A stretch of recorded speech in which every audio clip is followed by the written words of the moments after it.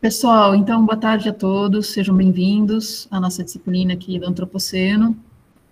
Então, hoje a gente tem o professor Ítalo Braga de Castro, perdão. O professor Ítalo, ele possui graduação em Ciências Biológicas pela Universidade Federal do Ceará, mestrado em Ciências Marinhas pelo Instituto de Ciências do Mar e doutorado em Oceanografia pela Universidade Federal do Rio Grande. Atualmente, ele é membro efetivo do CETAC Brasil, que depois ele vai ter que explicar o que é, que a gente não conhece, pesquisador colaborador das instituições onde cursou mestrado e doutorado e professor adjunto da Universidade Federal de São Paulo. Tem experiência na área de oceanografia, com ênfase em oceanografia biológica e química, atuando principalmente nos seguintes temas: química ambiental, impactos produzidos pela contaminação marinha, bioindicadores da contaminação marinha e ecotoxicologia marinha. Então, a gente convidou ele justamente para falar sobre esses temas. Então, Ítalo, seja bem-vindo, pode compartilhar sua apresentação e se apresentar melhor aí. E obrigada por ter aceito o convite. Obrigado, Gabriela. Eu que agradeço aí a oportunidade, né, essa disciplina da qual alunos meus aqui na pós-graduação já falam, mencionam, tem uma disciplina na Unicamp, né, a 5ª edição, muito interessante a iniciativa. Legal que a gente consegue atingir um público maior. Então, quero agradecer muito aí o convite da Gabriela, obviamente extensivo aí aos outros docentes que participam aí da organização da disciplina. Como a Gabriela falou, eu sou o Ítalo, eu sou cearense, estudei lá no Ceará na graduação, depois me transferi para o Rio Grande do Sul, onde fiz doutorado, e hoje eu moro em Santos, aqui no litoral paulista, onde sou professor do Instituto do Mar. Aqui eu coordeno um laboratório, que chama Laboratório de Ecotoxicologia e Contaminação Marinha, né? Onde eu tenho alunos de mestrado, doutorado, pós-doutorado, graduação, que desenvolvem pesquisa. A minha história pessoal, profissional, está intrinsecamente ligada à poluição e à contaminação marinha, e mais recentemente, eu diria de uns 3 ou 4 anos para cá, o nosso grupo começou a ter um olhar mais atento à questão da contaminação por plásticos, né? Contaminação ambiental por plásticos. Um pouco no fluxo que vários grupos de pesquisa no Brasil têm seguido, né? Nós passamos a nos dedicar fortemente a esse tema, e aí logramos algum êxito de interpretar alguns resultados ambientais que foram publicados. E eu acho que, em parte, isso é o que me traz aqui, né? Para que a gente possa conversar e trocar um pouco dessas experiências. Vou compartilhar aqui minha tela, gente. Eu vou pedir só um feedback de vocês aí, se está todo mundo vendo.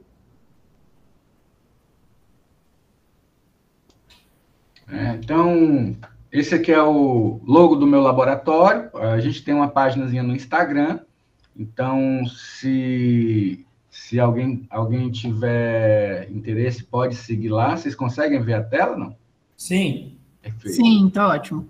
Então, vocês podem seguir lá no Instagram do laboratório. A gente costuma postar sempre as atividades de campo, resultados, dissertações de mestrado, né? Obviamente, é algo que, de repente, pode interessar ao público, porque é um lugar onde as pessoas podem acompanhar um pouco do trabalho que a gente vem realizando, tá? Bom, eu intitulei a aula de hoje aqui de impactos ambientais dos plásticos. Uma boa parte da aula vai ser endereçada aos microplásticos, mas a gente chega lá em tempo.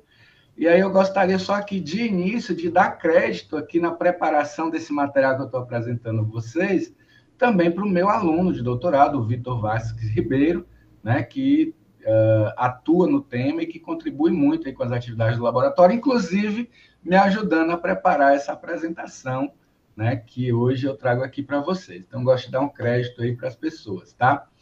E bom, a disciplina sobre antropoceno, me parece que a palavra de cara carrega em si uma certa preocupação com a qualidade ambiental, né? Óbvio que o antropoceno, da perspectiva geológica, talvez seja um período geológico, né? A discutir-se aí com os especialistas, tá? Mas, óbvio, considerando o tema sobre o qual eu vou falar, eu acho que eu preciso iniciar dizendo que a maior preocupação de todas, a mãe de todas as preocupações da perspectiva ambiental, é conservar a biodiversidade. Então, eu vou levantar uma tese aqui, que talvez até seja polêmica, mas a gente vai ter o tempo para discussão lá no final. Eu quero dizer que existe, por exemplo, no Brasil, um Ministério do Meio Ambiente, existe na sua cidade um órgão ambiental, né, da Secretaria de Meio Ambiente, existe um órgão estadual de meio ambiente, existem organizações globais preocupadas com o ambiente. O motivo por trás de toda essa preocupação e de toda essa energia que nós movemos em direção às questões ambientais é conservar a biodiversidade. E o que é a biodiversidade? São todas as espécies vivas, incluindo uma certa espécie de macaco com poucos pelos, conhecida como Homo sapiens. Então, o patrimônio a se conservar é a biodiversidade, porque a sobrevivência de todas as espécies, incluindo a sobrevivência deste macaco pelado, o Homo sapiens, depende das espécies, depende da biodiversidade. É a biodiversidade que provê alimentos, abrigo, medicamentos.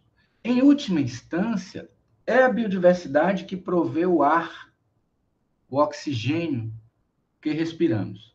Então, a mãe de todas as preocupações ambientais é a conservação da biodiversidade. Para aí a gente conservar o patrimônio para gerações futuras, como diz a nossa Constituição brasileira, né? Para daí a gente evitar uma série de ameaças. E, mundialmente, os cientistas entendem que a biodiversidade sofre principalmente 5 tipos de ameaças, que estão listadas aí no meu slide. Hoje, são reconhecidas 5 motores globais que podem levar à perda da biodiversidade. Portanto, podem levar à perda daquele patrimônio que é o que tem que ser conservado. E quais são esses motores? A modificação de hábitats, por exemplo, especulação imobiliária, quando você desmata uma área para a agricultura, essa é uma das ameaças contemporâneas à biodiversidade. As mudanças climáticas, sobre essas eu acho que eu não preciso falar, está no jornal todo dia, IPCC liberando relatórios, né? Acordos globais de clima para ver se abaixa 1 grau ou 2 graus na temperatura do mundo. A exploração de recursos naturais, mineração, extração de petróleo, até de certa forma a agricultura. A introdução de espécies invasoras e o tema do nosso bate-papo de hoje, que é a poluição. Então, hoje, os cientistas entendem esses como 5 principais motores que levam à perda de biodiversidade.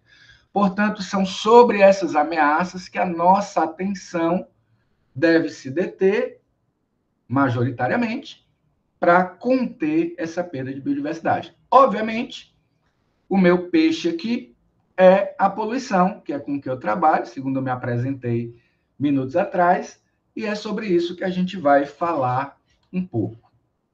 Existem vários poluentes de preocupação global, entre eles resíduos e derivados de petróleo, praguicidas agrícolas, metais tóxicos, né, conhecidos por alguns como metais pesados, até os fármacos, medicamentos que a gente toma para tratar moléstias do corpo, são eventualmente poluentes ambientais. Mas mais recentemente, eu diria que de 10, 15 anos para cá, os resíduos sólidos passaram a despertar uma grande preocupação ambiental e, portanto, foram incluídos na categoria dos poluentes de preocupação global. No caso dos resíduos sólidos, poluentes de preocupação emergente. Não é que eles não existiam antes, é que eles começaram a despertar preocupação mais recentemente. E é bastante preocupante, eu trago aqui nesse gráfico dados do Banco Mundial, onde nós podemos ver que por qualquer recorte geográfico do planeta, Ásia, Europa, Sul da Ásia, América do Norte, Norte da África, África subsaariana, por qualquer recorte que nós observemos, a projeção da produção de resíduos sólidos só aumenta. Por quê? Porque a produção dos resíduos sólidos é uma função do tamanho da população ligada também com nossa mudança no modo de vida. Ora, após a Revolução Industrial, né, nós passamos a entrar numa lógica produtivista aonde você tem que consumir, consumir, consumir.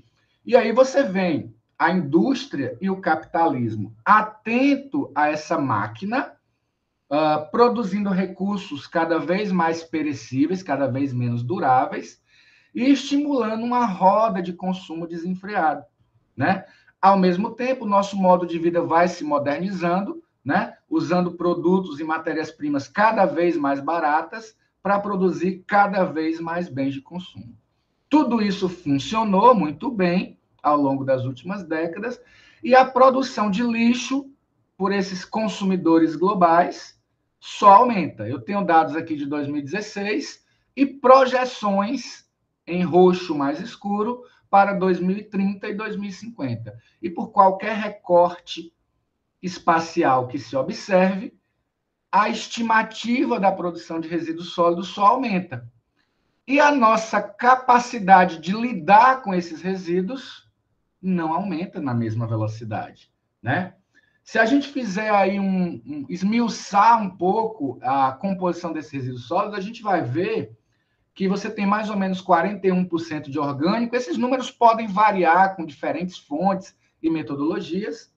Você tem papel, papelão, vidro, metais, e você tem uma porcentagem bastante razoável na composição dos resíduos sólidos urbanos de plásticos, né? O que nos leva aí, então, a esse primeiro ponto. O plástico, ele representa uma porcentagem bastante significativa. Na verdade, é a maior porcentagem de um item que não se degrada. Porque os orgânicos são as cascas de frutas, né? São os restos de alimentos que se degradam por ação da luz e dos micro-organismos, né? E, portanto, formam matéria orgânica que pode ser reciclada. Daqueles que são persistentes no ambiente, o plástico é o principal. E por que esse sucesso estrondoso do plástico? O plástico ele foi inventado há pouco menos de um século, né? E ele começou a ser largamente usado industrialmente a partir de 1950. Mas o fato do plástico ser leve, ser forte, moldável, resistente, reutilizável, poder ser produzido de forma transparente, né, gerando produtos transparentes, e o fato também do plástico ser barato, eu diria que essa é a palavra-chave, ser barato, fez do plástico um sucesso global.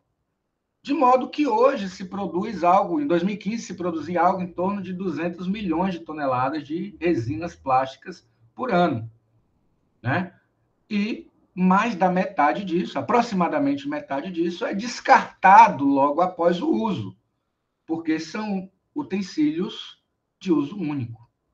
Uma porcentagem muito relevante desse material acaba atingindo os ambientes naturais, inclusive os oceanos, né?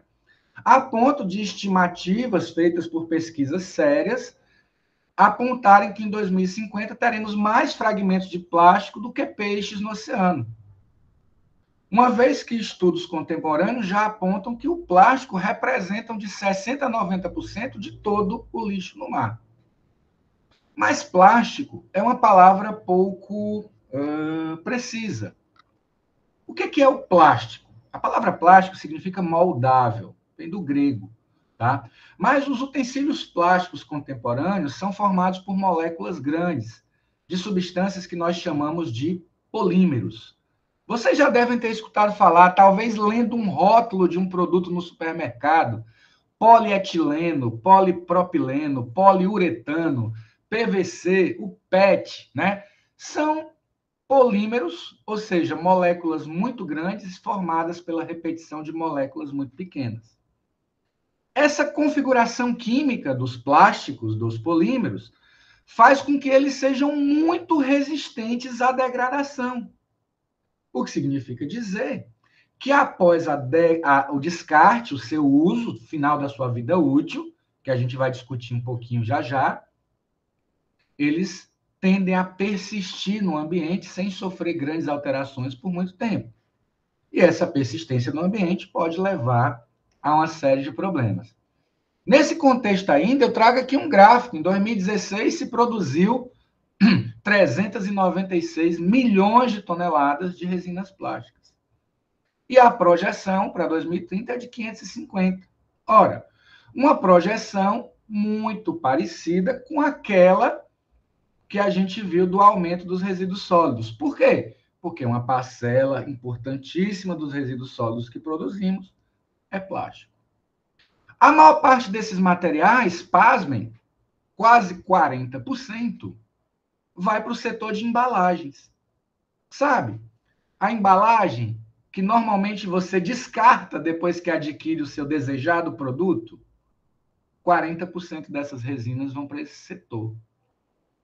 Mais 20% vai para itens de consumo, sabe? Pratinho, colheres, tableware, né?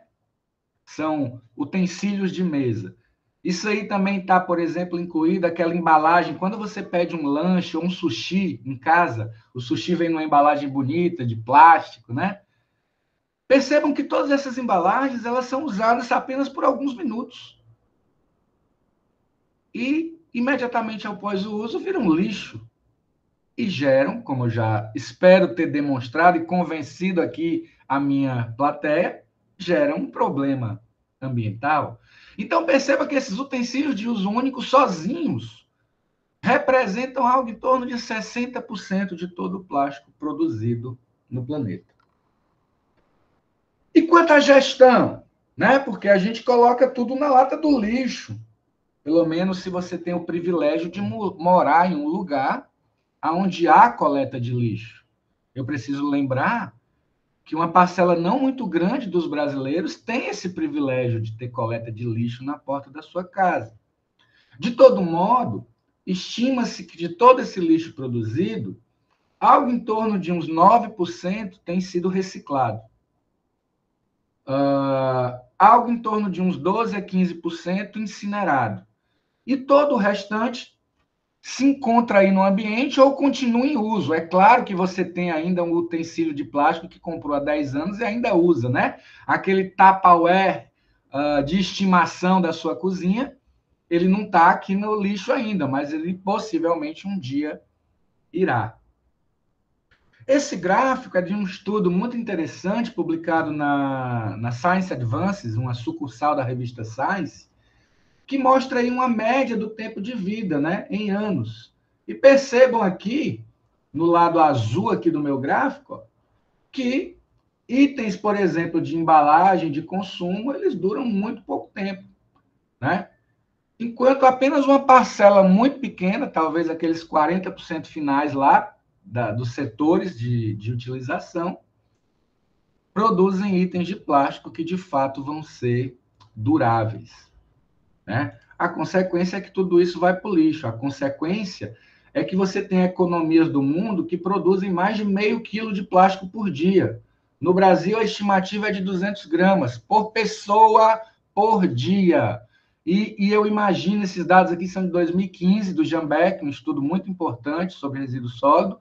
É bem provável que isso aqui já tenha aumentado, porque já passaram aí 9 anos desde essa estimativa, tá? Então, é possível que seja mais. Essa quantidade maciça de materiais acaba caindo nos sistemas deficitários de gerenciamento. Em países mais ricos e desenvolvidos e civilizados, a eficiência da coleta, da incineração, da reciclagem é maior. Em países não tão ricos é pior, mas a gente tem uma média aí de que uma parcela significativa desses utensílios, desses materiais utilizados nas cidades, acaba escapando ao sistema de coleta, né? Mais em locais onde o sistema é mal gerenciado e menos em locais onde ele é melhor gerenciado, mas uma quantidade substancial que deve variar de 10 a 100 milhões de toneladas ao ano, deve atingir, perdão, em torno de 8 milhões de toneladas ao ano, deve atingir os oceanos. E por que essa preocupação tão grande com o oceano, professor?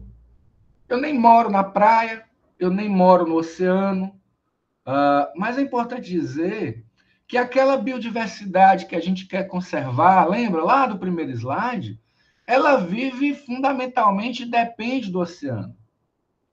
O oceano não é só o ponto aonde você molha o pé na praia, não. O oceano, ele transcende a barreira do continente, e em alguns estudos se fala de influência do oceano a 10, 100, 500 quilômetros da praia. É do oceano que vem o oxigênio que respiramos, que vem boa parte do alimento, que equilibra o clima planetário.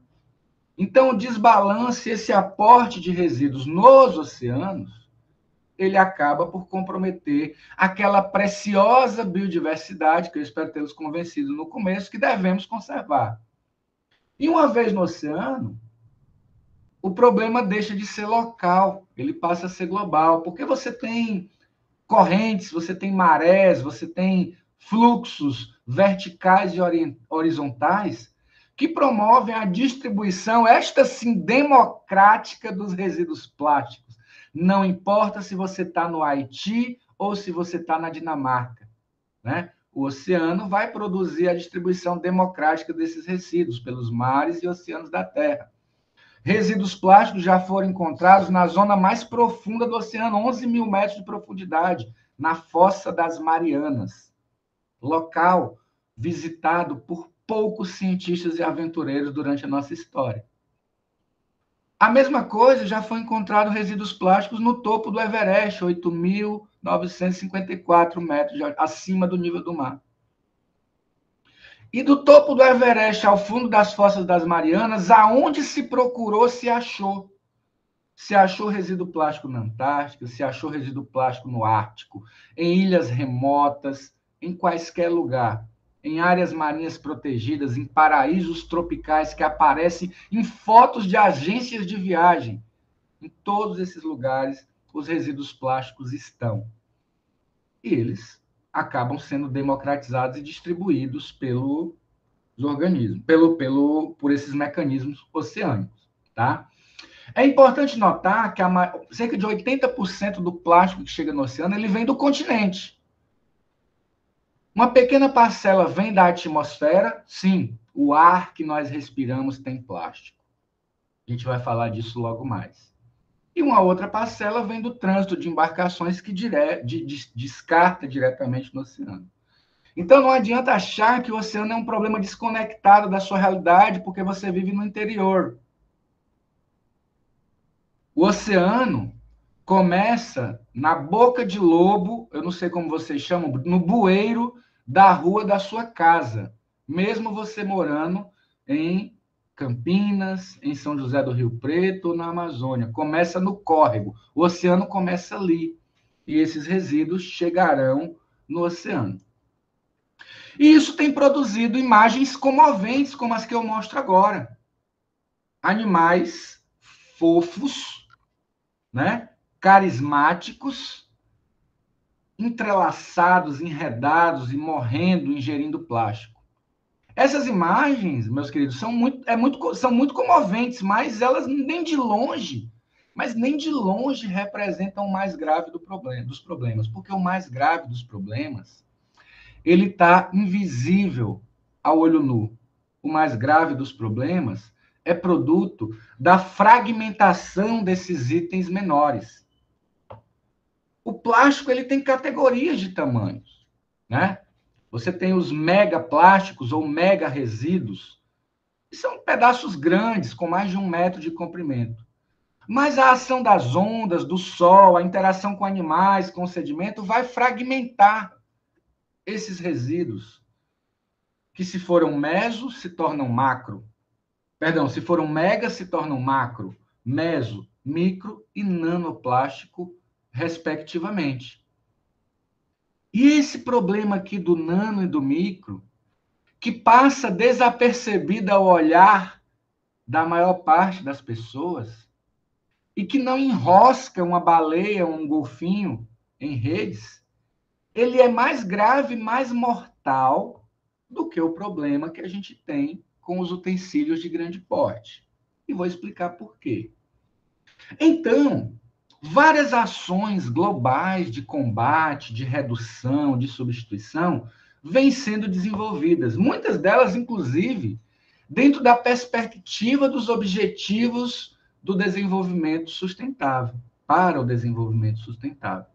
Entre eles, o objetivo 14, né, vida abaixo d'água, mas é quase indissociável o problema da biodiversidade, o problema da poluição, da maior parte dos objetivos. Microplásticos, mesoplásticos, macroplásticos, bitucas de cigarro, aditivos de plástico são apenas braços, tentáculos deste problema que é muito grave, que é amplo, que atinge do Everest ao fundo das fossas das Marianas. Quando o plástico se fragmenta, ele pode dar origem a pequenos pedaços, o microplástico. Além daquele que se fragmenta, é importante dizer que pellets e pequenas esferas de plástico, como as que vocês veem no slide, elas são comercializadas. Por exemplo, se eu e a professora Gabriela resolvemos abrir uma empresa de utensílio plástico, a gente vai ter que comprar matéria-prima para derreter e fabricar os utensílios que a gente vai vender. E essa matéria-prima são esses pellets, que chegam de navio e no transporte acabam derramando, vazando e causando problema. Nesse caso, a gente diz que eles são microplásticos primários. Também são microplásticos primários aqueles que já chegam pequenos no ambiente, aqueles agentes abrasivos que tem em alguns creminhos esfoliantes, né? Em alguns sabonetes esfoliantes, em alguns cremes dentais para melhorar o branqueamento do seu sorriso, também são microplásticos primários. E tem aqueles fibras, fragmentos e filmes que são resultado da degradação de utensílios maiores, da fragmentação. Uma sacola, uma garrafa PET, um garfinho que você usou na alimentação e inadvertidamente caiu no solo, foi arrastado por um bueiro, chegou num rio e chegou no oceano. Por causa da atividade microbiana e da radiação violeta, ultravioleta, eles vão se fragmentar em microplásticos menores que 5 centímetros. E essa degradação pode avançar e chegar a nanoplásticos ainda menores. E nesse momento, meus senhores, eles vão sumir da nossa vista.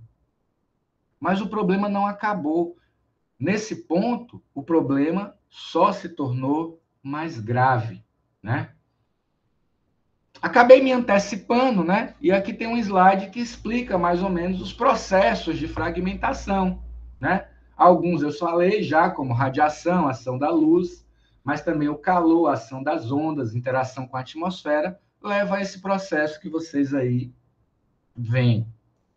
A lavagem de roupa na nossa casa, as fibras das nossas roupas que são sintéticas.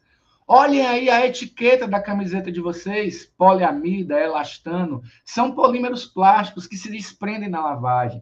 Vão para a rede de esgoto quando a sua máquina liga a centrífuga e elimina toda a água do interior. Isso se você tem o privilégio de lavar roupa em máquina. E aí depois isso cai na rede de esgoto, o sistema de tratamento não remove e acaba chegando nos oceanos.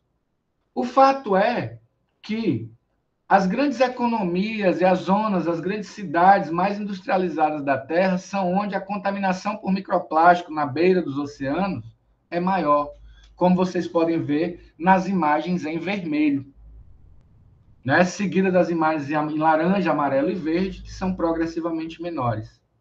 Apesar de você ter uma concentração maior de microplásticos nas zonas costeiras das maiores economias planetárias, ele também está lá na Antártica, ele também está lá nas zonas remotas, porque uma vez no oceano, ele é espacialmente democratizado.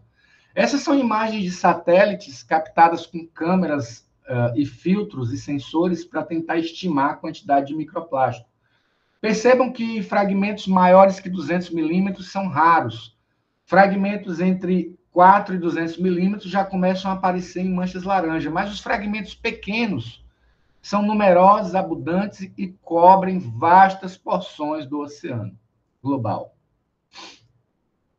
E aí, com esses microplásticos, vão aditivos, substâncias químicas, bisfenol, fitalatos, hidrocarbonetos policíclicos aromáticos, hexacloro, hexanos, entre outros, nomes complexos, mas de substâncias e aditivos tóxicos que estão presentes nesses polímeros e podem ser liberados na água dos mares, dos rios, dos lagos, quando eles são descartados no ambiente. E aí causam impactos em organismos que são menos fofos, que são menos comoventes. Aqui uma dáfnia em plano maior, com uma fibra plástica verde obstruindo seu trato intestinal. Um peixe com resíduos de plástico tendo sido retirados do seu trato intestinal também. Anelídeos, vermes marinhos com fibras, e por aí vai. Estudos já mostraram que essa contaminação por microplástico causa mortalidade, má formação, atraso no crescimento, supressão da reprodução e dano oxidativo em invertebrados marinhos. Aqueles animaizinhos que fazem parte da biodiversidade, que são importantes para a nossa sobrevivência, mas que nós raramente nos comovemos, porque o que nos comove mesmo, até porque nos reconhecemos nele, é a baleia, o golfinho e a tartaruga. Mas esses organismos, as algas, os copépodes, o plâncton, eles são essenciais para a nossa sobrevivência e sofrem maciçamente com a contaminação por microplásticos. Não são só esses organismos, nós também estamos ingerindo plástico. Cada uma dessas imagens, meus amigos, veio de um artigo científico revisado pelos pares, na literatura científica especializada. Não tem nenhum aqui que eu tenha tirado apenas da imprensa. Todos, o meu aluno Vitor confirmou na literatura científica. São matrizes e materiais aonde os microplásticos já foram encontrados. Na água da torneira, na água engarrafada, no refrigerante, no leite, na cerveja, isso é quase um sacrilégio. No energético, no chá gelado, no suco, nas comidas que vêm do mar, os frutos do mar, mexilhão, marisco, ostra, salmão, alga, peixe, camarão, polvo, lula, caranguejo, siri, lagosta, caracol, atum, sardinha, no sal de cozinha, que é feito da água do mar, que é evaporada e retém microplástico que nós estamos consumindo diariamente. O resultado disso é que nós acabamos também diretamente como membros, como componentes dessa biodiversidade, sofrendo. E a lista não para, gente. Vegetais, maçã, pera, uva, banana, morango, cenoura, tomate, batata, couve, alface, cebola, pepino, berinjela, aspargo, brócolis, no açúcar e no frango assado. Né? Em tudo isso já se encontrou microplásticos. Portanto, é indiscutível, é indubitável que nós estamos ingerindo diariamente esses resíduos. E não por acaso, estudos forenses feitos com órgãos de pessoas que morreram, de cadáveres, já mostraram a ocorrência de microplástico no pulmão humano. O grupo de São Paulo, da USP, mostrou isso. No fígado, no sangue humano, na placenta, um tecido que envolve o embrião humano. No rim, baço, coração, leite materno, nas secreções corporais, saliva, urina, fezes, vômito, tudo isso já tem estudos que mostram microplástico. E não está longe da gente, não. Essas são duas matérias resultantes de estudos que fizemos aqui no litoral paulista. Esse é o estuário de Santos. Minha casa está mais ou menos, é um desses prédiozinhos aí da foto, de onde eu falo com vocês. E nós encontramos aqui no lado de casa algumas das maiores concentrações de microplásticos já medidas no mundo.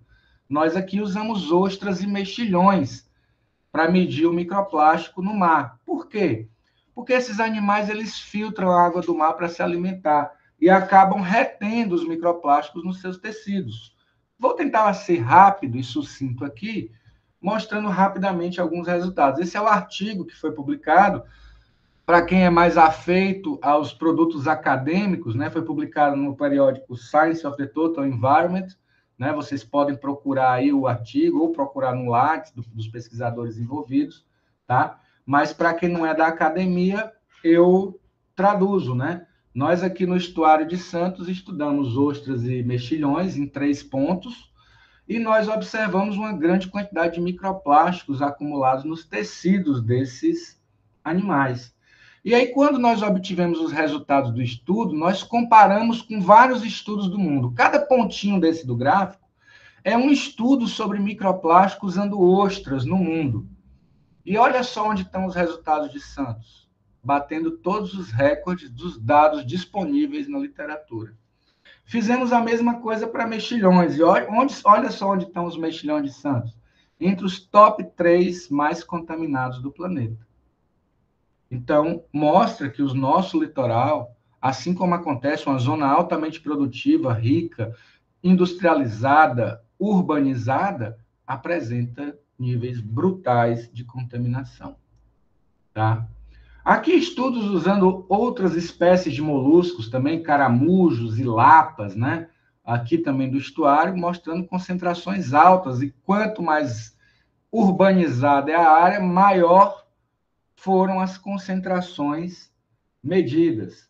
Aqui no litoral do Rio Grande do Sul, resultado da dissertação de mestrado de uma aluna que defendeu recentemente. Ela usou esse molusquinho aí, o marisco branco, muito consumido, usado como isca e no alimento humano, lá no litoral do Rio Grande do Sul, né? Então, nós cobrimos todo o litoral do Rio Grande do Sul através de expedições, desde a fronteira com o Uruguai até a fronteira com Santa Catarina, e nós também vimos que quanto mais urbanizado e quanto mais próximo do rio, maior a contaminação por microplástico no litoral gaúcho. Nós estamos realizando hoje um amplo monitoramento usando moluscos na costa brasileira para monitorar o microplástico, e por isso eu trago já aqui alguns resultados desse monitoramento. E um dos nossos focos foi estudar áreas protegidas. Então, aqui eu vou me permitir abrir um pequeno parêntese para explicar, né?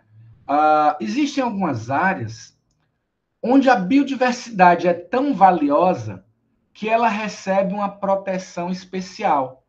Todos vocês já ouviram falar Parque Estadual da Laje de Santos, Parque Nacional de Fernando de Noronha, Parque Nacional dos Lençóis Maranhenses, Reserva Biológica do Atol das Rocas. O que são essas áreas?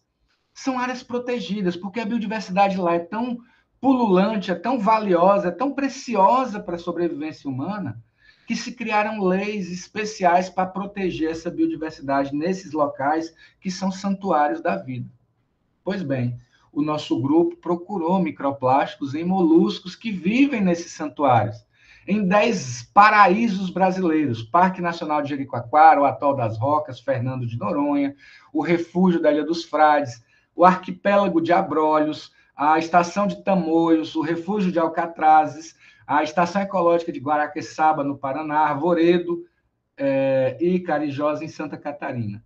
Então, nós coletamos organismos tudo aí, obtivemos, óbvio, licença do IBAMA para poder coletar, tudo feito com muito cuidado, e nós encontramos microplásticos em menores quantidades que nas zonas urbanas, mas encontramos microplásticos mesmo nesses paraísos nacionais. Eu diria que são as joias da coroa, são algumas das áreas protegidas mais ricas em biodiversidade do Brasil, pensando em biodiversidade marinha, e todas, sem exceção, apresentaram resíduos de microplásticos nos animais lá coletados, né? Aí nós fizemos um estudo na literatura sobre áreas protegidas do mundo inteiro, também o artigo está publicado, e construímos esse mapa aí que mostra a distribuição com base em dados da literatura, já não são dados que eu coletei, que nos mostra que países como a Ásia, Europa e América Latina estão entre aqueles que apresentam os maiores níveis de contaminação, também entre aqueles mais estudados. Mas o mais preocupante é isso: várias áreas marinhas protegidas ao redor do mundo, quer dizer, não só as áreas marinhas protegidas do Brasil, como eu mostrei, já apresentam contaminação por microplástico. Nesse aspecto, os organismos herbívoros e aqueles que vivem associados ao sedimento, eles acabam acumulando maiores quantidades de microplásticos que os demais, portanto, são mais vulneráveis, né? E quando a gente compara os níveis de microplástico nessas áreas marinhas em vermelho com o resto do mundo, você percebe que tem áreas marinhas altamente contaminadas, tão contaminadas como as zonas urbanas, e áreas marinhas não tão contaminadas, em níveis diferentes. O que parece ameaçar Os objetivos primordiais, aqui em outro estudo, né, com outras amostras, parece ameaçar os objetivos principais dessas áreas marinhas protegidas, que era conservar esse patrimônio vivo, que é a nossa biodiversidade. Os microplásticos, eles se acumulam no sedimento, e é indiscutível que a atividade humana tem contribuído para o seu aporte.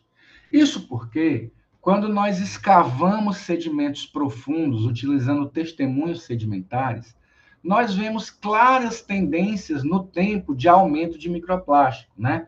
Em 1951, praticamente não tinha, e os níveis vão aumentando com o passar dos anos, né? Na medida em que o plástico vai entrando mais no modo de vida da humanidade contemporânea, né? Então, aqui também mostrando maiores níveis de microplástico em zonas, em amostras de sedimento que são mais recentes. O que faz todo sentido com aquelas projeções do Banco Mundial que diz que por qualquer recorte que a gente olhe, a quantidade de resíduos sólidos só tende a aumentar, assim como a quantidade de microplástico. E aí mais estudos que... Eu trouxe esses estudos aqui exatamente para enfatizar que o aumento da concentração de microplástico tem ocorrido em anos mais recentes, portanto, profundamente relacionados ao crescimento da população e também à mudança do nosso modo de vida. E aqui mais dados de microplásticos, né, agora afetando 42 países do mundo, em áreas marinhas protegidas, dessa vez em amostras de água, né?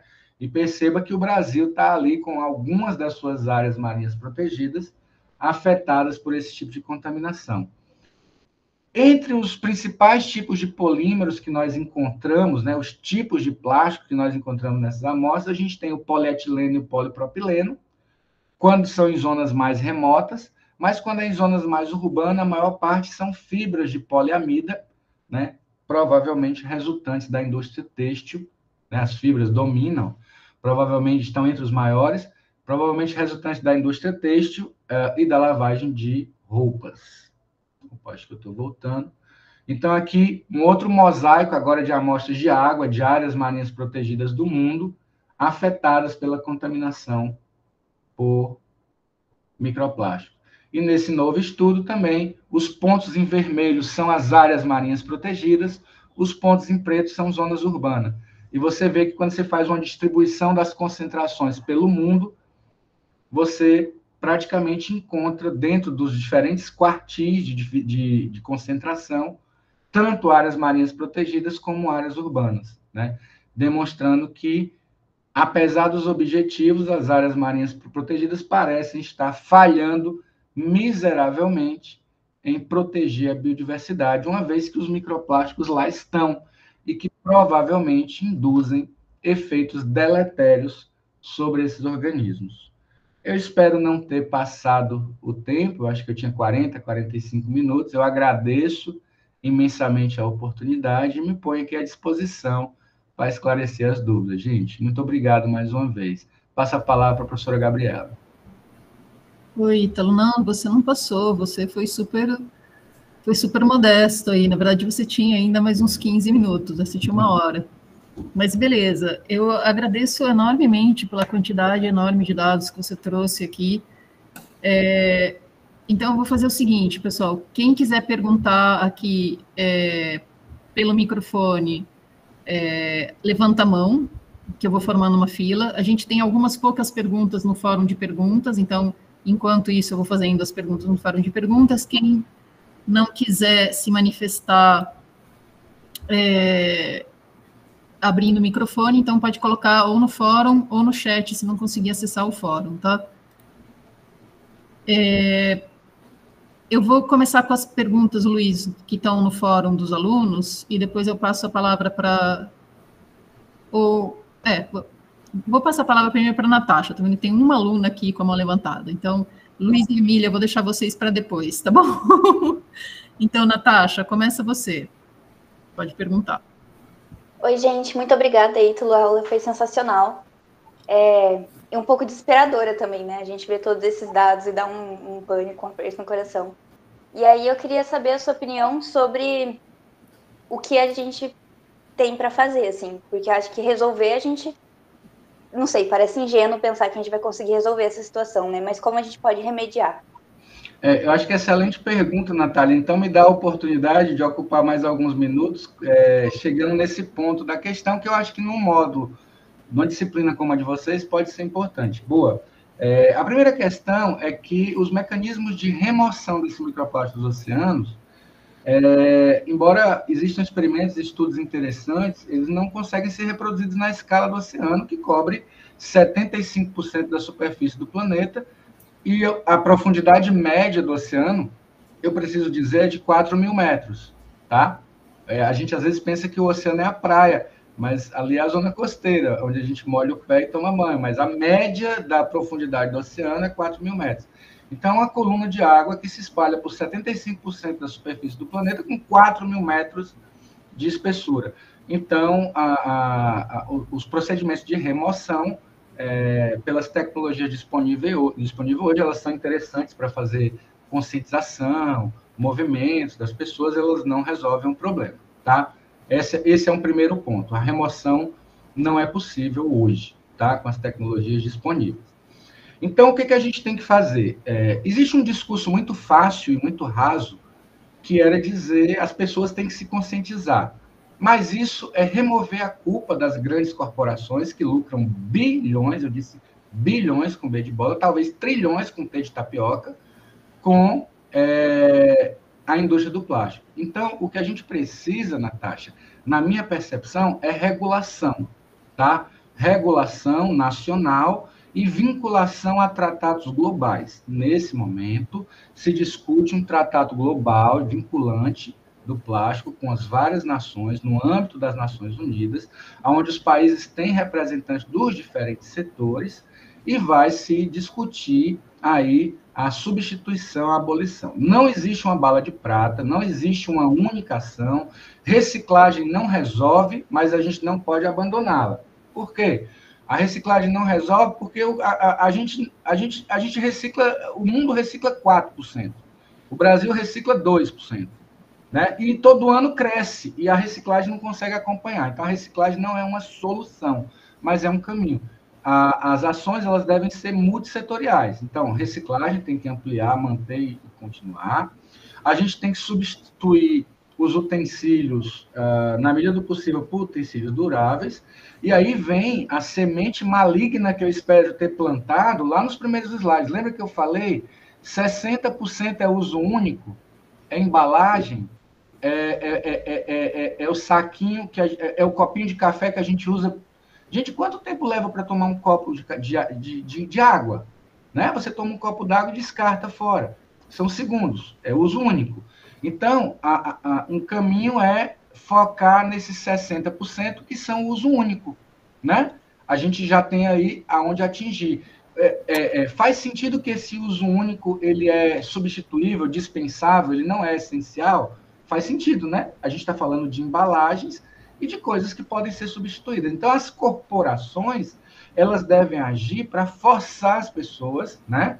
E educar também, claro, no sentido de abolir principalmente esses utensílios de uso único, tá? Óbvio que a indústria do plástico tem seus interesses bilionários e, em alguns casos, trilionários, ameaçados na medida em que se discute esses tratados. E eles vão espernear, é óbvio, né? E daí existem diferentes setores discutindo esse tratado, a indústria, cientistas, gestores públicos, no caso do Brasil, Ministério do Meio Ambiente, Ministério das Relações Exteriores, Ministério da Indústria, né, discutindo as posições que o Brasil vai ter nesse tratado. Quando ele for votado e tal, ele é um tratado vinculante, os países que forem signatários do tratado se obrigam a cumprir suas regras, que provavelmente irão pelos caminhos que eu mencionei: estimular a reciclagem, fazer um esforço sobre-humano para abolir ou reduzir drasticamente os utensílios de uso único,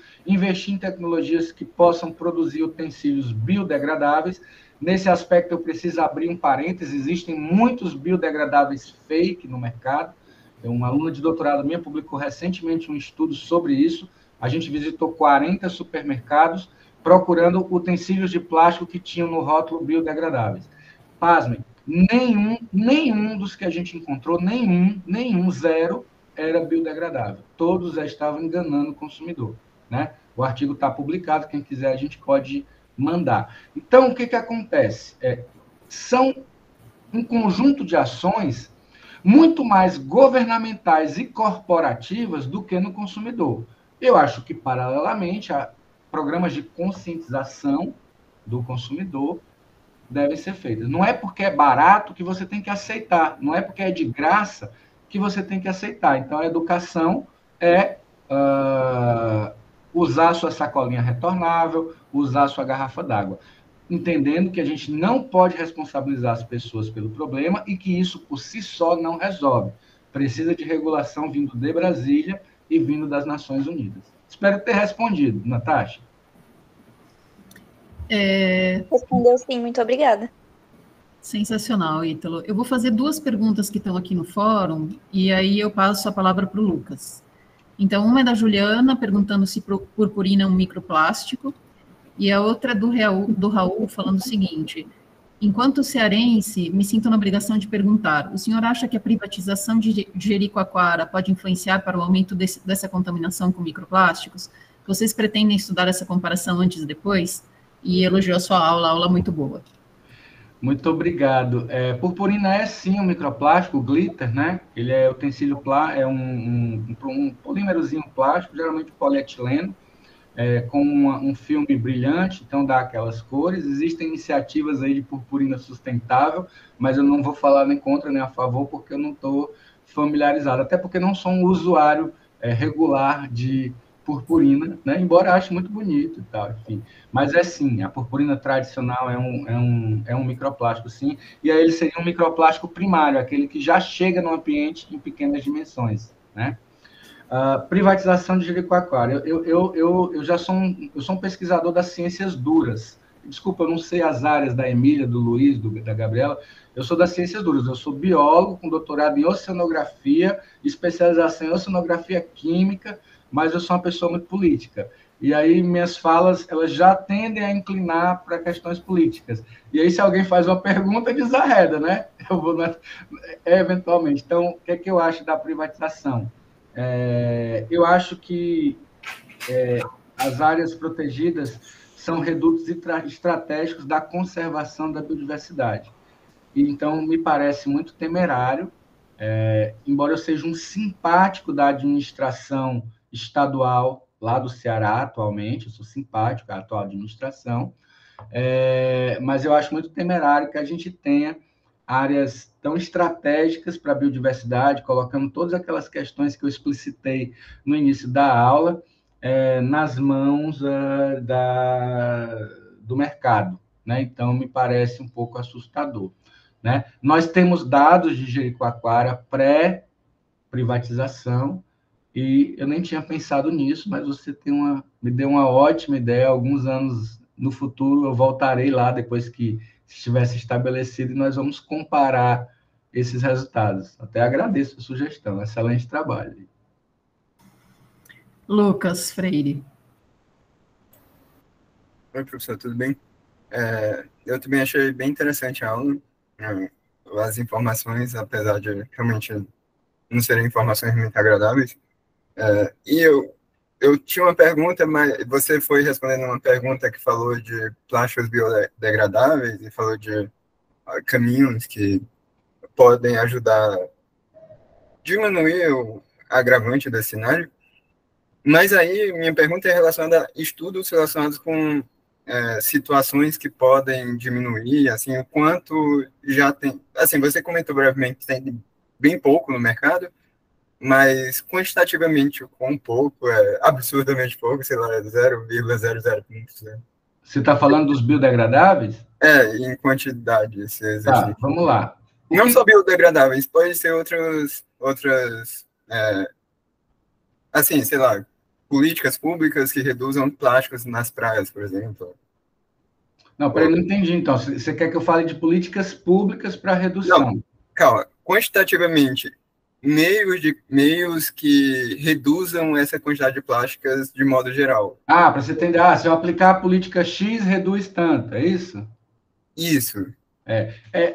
No Brasil, eu desconheço resultados assim, mas, óbvio, tem questões interessantes a se refletir, Lucas. Por exemplo, eu coordenei algumas iniciativas de ciência cidadã aqui em São Paulo, onde a galera foi na praia e coletou resíduos, e a gente quantificou os resíduos, verão, inverno e tal, e nós vimos que as bitucas de cigarro representavam, em alguns momentos, de 30% até 50% do resíduo na praia. Então, nós escrevemos um policy brief, né? um resumo de gestão para a Secretaria de Meio Ambiente de Santos, com base nos resultados. De 30% a 50% dos resíduos na praia, eles são bitucas de cigarro. Então, políticas públicas focadas nas pessoas que fumam, elas têm potencial para reduzir de 30% a 50% das bitucas na praia. Não é isso? E aí, óbvio, você pode, desde a ingênua distribuição de bituqueiras a trabalho de conscientização, aí não sou eu que faz, quem faz isso é a Câmara de Vereadores, é o prefeito por decreto. Você pode, desde campanhas, plaquinhas, bituqueiras distribuídas na praia, campanhas de conscientização, e você pode ir até o extremo, que foi o que Barcelona fez. Barcelona proibiu fumar na praia. Se for flagrado fumando na praia, você paga uma multa de 200 euros. Certo? Mas aí quem faz essa política não é o cientista. O cientista diz, 30% a 50% tu resolve se tu focar em bituca. Pensa aí nas políticas públicas. E até sugiro. Aí eu falo, desde conscientização até a proibição. Né? Mas aí vem a discussão. Quanto uma proibição de fumar na praia agride direitos individuais? Ou a gente já está pensando em direitos coletivos? Enfim. Então, são questões. A política é um mundo que eu acho que deve beber na fonte da ciência, né? Mas ela é distinta porque a gente entende que existem atores e conflitos de interesses ali, né, para motivar. Quantitativamente, cara, eu posso dizer que a contaminação por bituca de cigarro em Barcelona após a lei caiu a 0, né? E aí o preço as pessoas perderam algumas liberdades. E aí eu acho que, enquanto sociedade, a gente tem que discutir isso, entendeu? Bem interessante essa informação. Você falando em políticas públicas, assim, tem situações também que eu penso que até o consumo de algumas coisas pode ajudar na redução. Por exemplo, supermercados que cobram por sacolas. Às vezes o consumidor reduz as sacolas que vai ter. Tem vários. Eu fiquei minha esposa fez um pós-doutorado em Portugal no ano passado. E aí ela ficou 6 meses lá e eu tirei férias e fiquei 40 dias com ela lá. Então, toda vida que eu ia no supermercado comprar alguma coisa, a gente estava no hotel, não estava no hotel, claro, estava numa casa, que eu esquecia a sacola, eu era penalizado com alguns euros, né? E doía mais porque era euro, né? E eu recebo em real, claro. Então, eu comecei a levar a sacola, né? Mas é importante entender que a sacolinha, Lucas, é só a ponta de um iceberg muito maior, tá? O que a gente tem que ter é substituição de produtos mesmo, tecnologia, abolição, regulação, porque o comportamento das pessoas é apenas uma pontinha de um iceberg muito maior, né? Tem gente ganhando milhões, aí, bilhões, trilhões com T de tapioca, como eu disse, com essa desinformação, com essa falta de regulação. Vou só te dar um exemplo, tá? Para você refletir. Uma sacola de plástico paga 5% de ICMS. É um imposto, tá? Uma sacola de papel seria melhor que a de plástico, né? Porque ela degrada. Ela paga 25% de ICMS. Então tem vontade política na jogada, concorda? Esse é o rolê. Certo, vou fazer mais 2 perguntas que tem aqui no fórum e depois vou passar a palavra para o Luiz e para a Emília.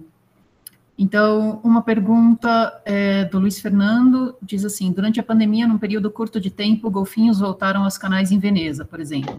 é possível traçar um paralelo com uma possível recuperação natural das áreas oceânicas/aquáticas?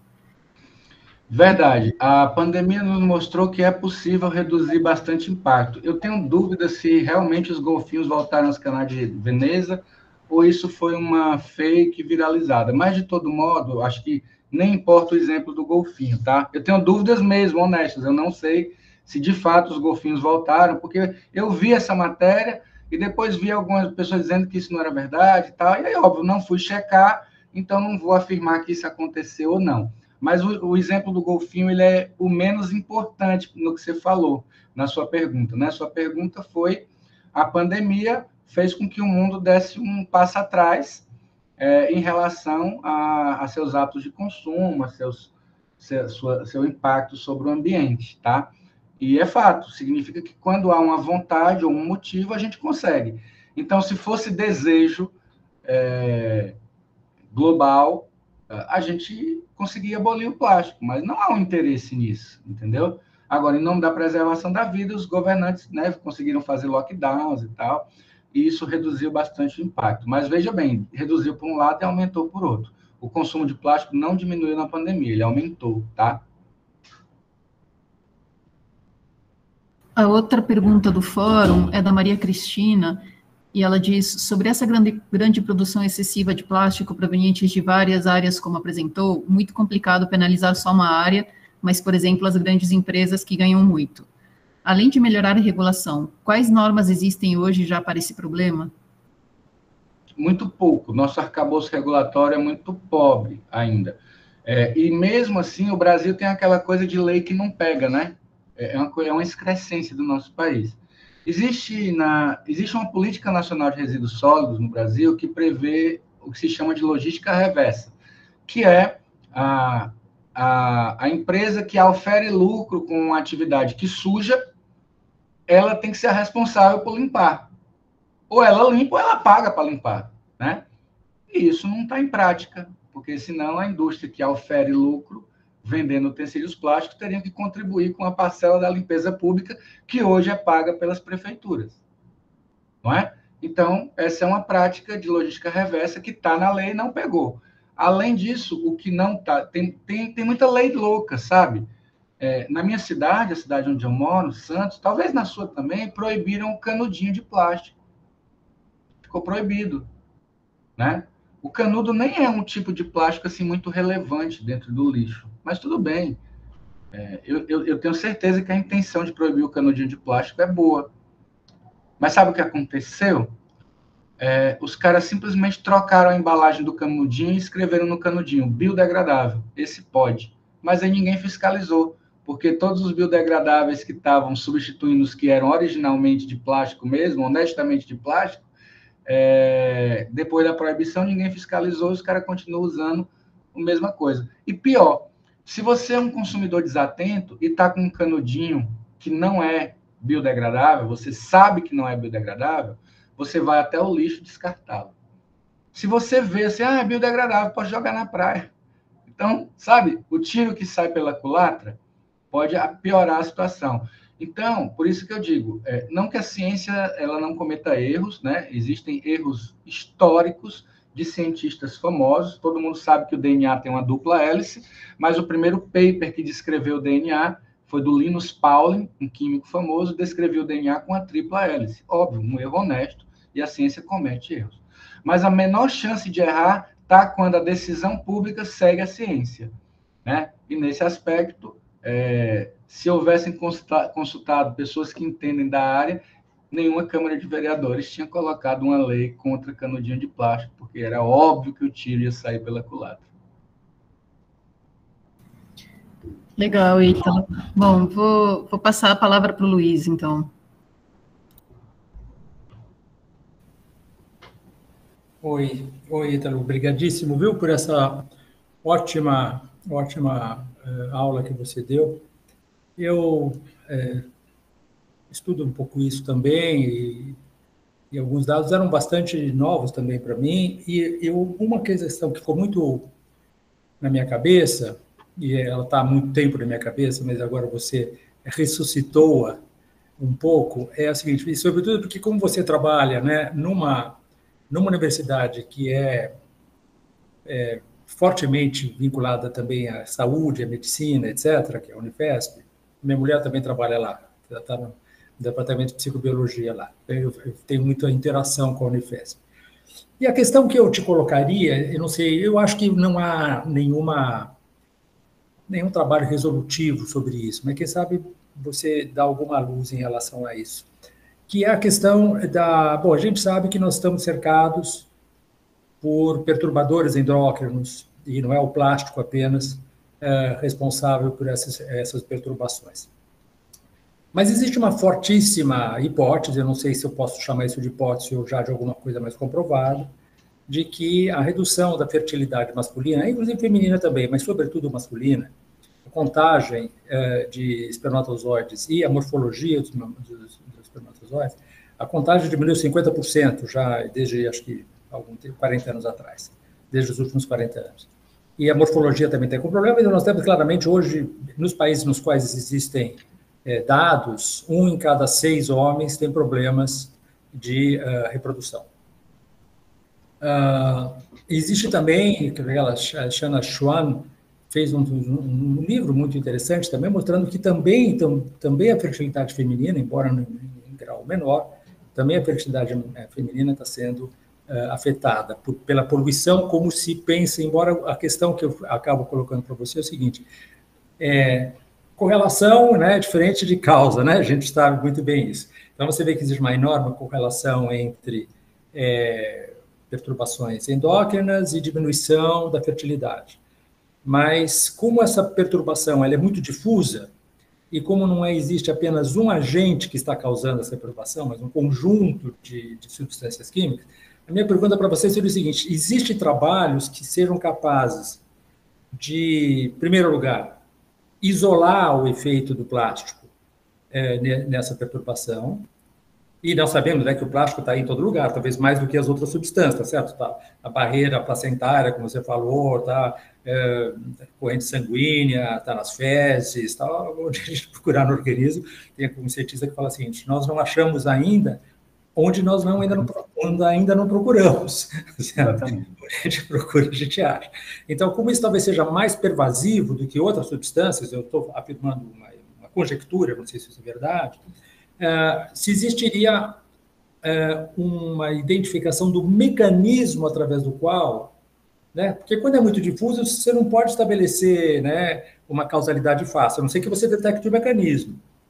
E se existem, então, trabalhos ou já resultados nesse sentido, de você encontrar qual vamos dizer assim, a digital do plástico na questão da diminuição da fertilidade, né?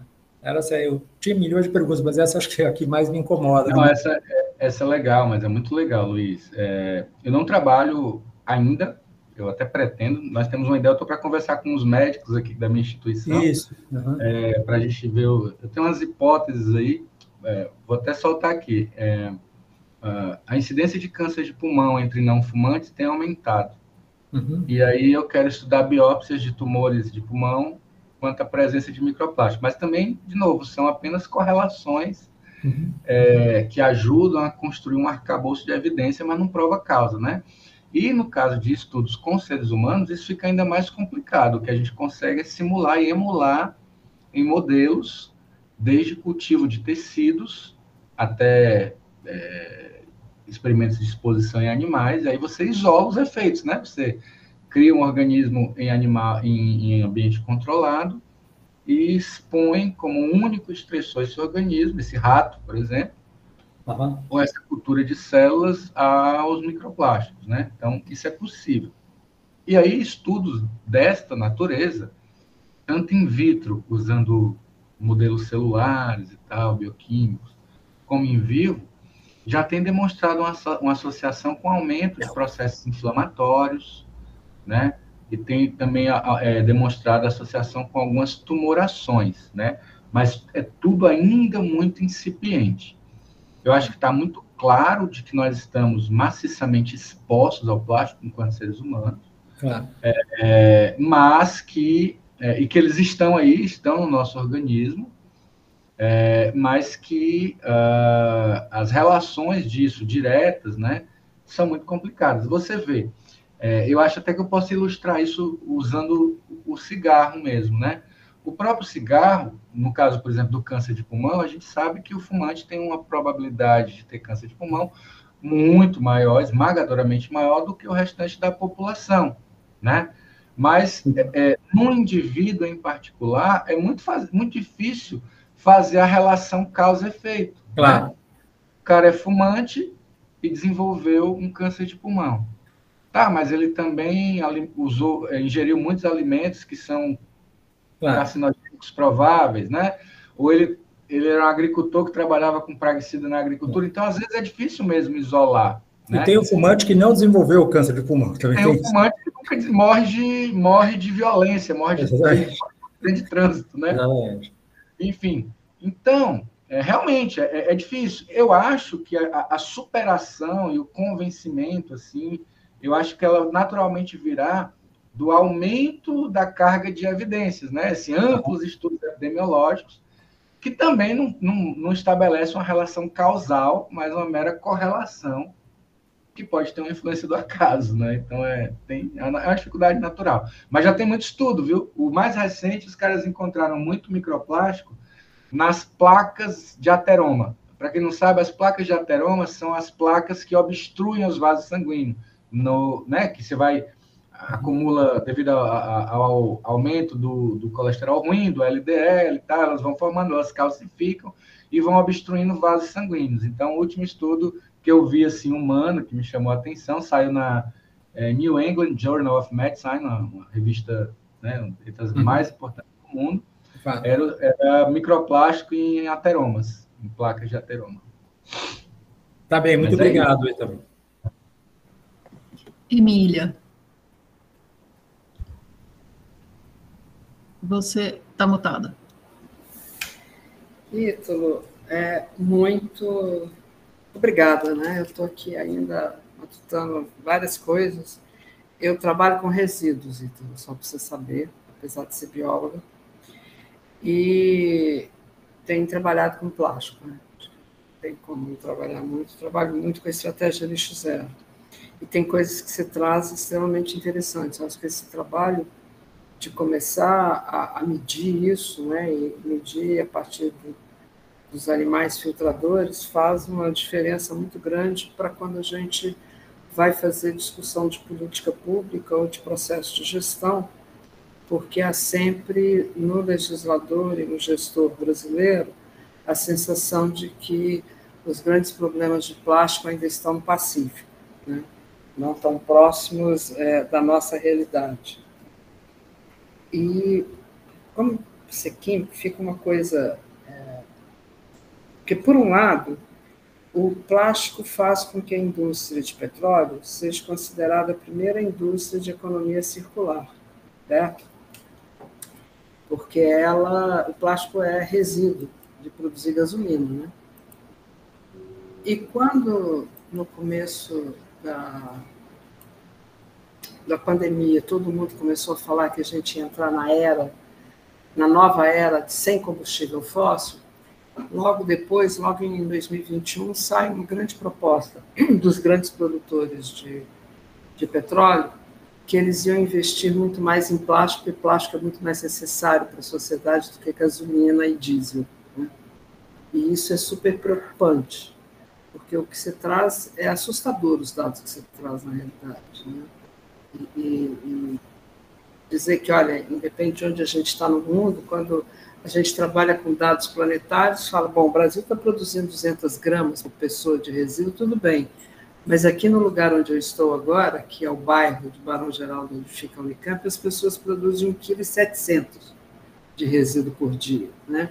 Do lado oposto da cidade, lá depois do aeroporto, eles produzem 150 gramas, né?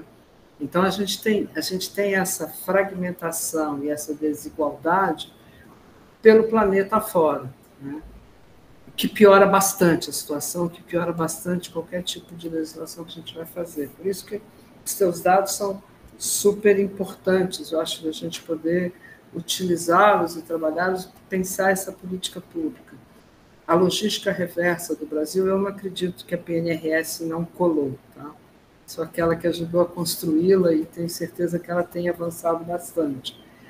Ela sofreu, como tudo nesse país, sofreu um problema seríssimo com esse pandemônio que apareceu, né, esse tsunami que passou pela gente um tempo atrás, e a logística reversa que estava caminhando num sentido se reverteu totalmente porque ficou na mão do Ricardo Salles, aí ele levou ela para outros caminhos. E não está sendo muito fácil, num governo de coalizão do tamanho que a gente tem, reverter tão rapidamente essas questões. Por isso, eu acho que o material que você traz, os dados que você traz, que o teu grupo está produzindo, ajuda muito, né, para quem trabalha com gestão e quem está discutindo com o legislador, poder auxiliar nessa reversão. Porque agora a gente tem mais dados sobre a situação do Brasil em relação a esses microplásticos, que é extremamente interessante, principalmente pelo que aconteceu em novembro com o famoso Tratado Internacional de Plástico. Eu tenho acompanhado isso desde o começo da discussão internacional, e quando surgiu aquele conjunto de países de interesse comum, que eles não se nominaram, é a primeira vez que isso acontece na discussão de um tratado da ONU, ficou todo mundo sem saber quem são os países, quer dizer, o Irã falou um pouco, o Bahrein falou um pouco, mas quem são todos esses outros países? Quem está escondido atrás disso? Né? E me parece hoje que vai ser, por mais que a gente precise de política pública, me parece que precisa muito mais de uma relação da sociedade em si, inclusive de não aceitar isso que você falou, de não aceitar a sacanagem do biodegradável que não existe. Né? Porque não é possível. Quando virou polímero, ele não é biodegradável, ponto. Né? Acho que as pessoas precisam começar, mesmo que eu faça de mandioca, porque, afinal de contas, petróleo é carvão, né? Então, mesmo que eu faça de mandioca, de casca de milho, casca de arroz, se virou polímero, ele não vai ser tão biodegradável. E isso é muito sério, porque as pessoas, essa mania de agora criar essas benditas camisetas, ou essas coisas todas que são ecológicas, que mistura polímero com algodão e piora muito mais, porque você não pode nem reutilizar, você não pode nem reciclar essas porcarias todas, né? E isso auxilia muito a indústria que na Europa passou a ser proibida, vai ser proibida a partir de 2030, que é a indústria da incineração, que está chegando. Santos, vocês estão aí desesperados, né, com um grande incinerador. Então, assim, eu não tenho, de fato, uma pergunta para te fazer, mas eu queria muito te agradecer. Eu já tinha ouvido falar de você, tem as pessoas que me mandaram alguns artigos seus, mas de saber a dimensão do trabalho que vocês estão fazendo, porque ele nos ajuda muito nessa discussão com os legisladores e para pensar políticas públicas, e também corrobora muito com isso que eu acho que a gente vai ter que, de fato, começar a entender como criar um novo comportamento na sociedade, porque com o tipo de legislador que a gente tem hoje, com o tipo de governo de coalizão que nós temos, é muito chover no molhado, tentar achar que que a gente vai conseguir avançar nas coisas como a gente avançou em 2010, quando se criou a política nacional, que estava 20 anos rodando para lá e para cá no Brasil. Né? Então, acho que você tem toda a razão, dados como esses fazem a diferença e precisam ser mais palatáveis para a população, para que a gente possa estar pensando alternativas, porque eu sempre penso, quando eu vejo placenta e leite com muito microplástico, como é que a gente conversa com aquela pessoa que acabou de chegar do trabalho às 9 da noite, que ela saiu às 5, passou no supermercadinho do lado de casa, que só tem aquele leite embrulhado no Tetra Pak para levar para casa, e ele é o mais barato do que o outro que ela... Entendeu? Como é que a gente lida com isso? Né? Como é que nós, né, que estamos fazendo ciência, seja ela na área de gestão, seja ela a ciência dura, como você está dizendo, como é que você acha que a gente pode estar fazendo isso, para além de dizer, olha, é uma questão da política pública, é uma questão do legislador, porque, para mim, parece que se a gente depender desses caminhos que a gente já usou outrora, a gente vai ficar rodando em volta do próprio rabo, vendo o mundo ser destruído, né? Olha a última denúncia que aconteceu em relação a uma coisa que eu achava inconcebível, né? O lobo-guará, aqui nessa divisa de Minas com São Paulo, está morrendo com sarna, por conta do excesso de cachorro doméstico que está sendo jogado ao léu, e todos eles com doença, e os lobos-guarás não têm como sobreviver a isso.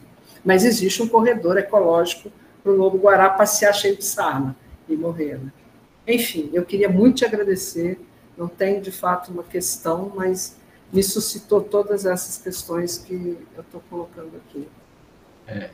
A eloquência da minha fala, Emília, ela tem uma raiz, né? Assim, como eu falei, eu sou uma pessoa das ciências duras mesmo, mas por conta do trabalho com plástico, eu tive o privilégio de estar no Parlamento Brasileiro por 2 vezes, nas discussões do PL 2520,